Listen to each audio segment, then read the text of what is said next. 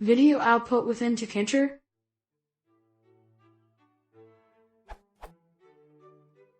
I posted a similar question a while ago but haven't received any answers, so I thought I might ask a more generic question.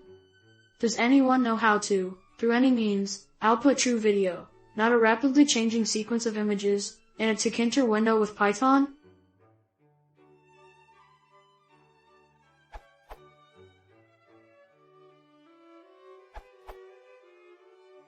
You probably need an extension like Video or QuickTime to do that. Not sure there is a Python-style wrapper for it available yet. This URL.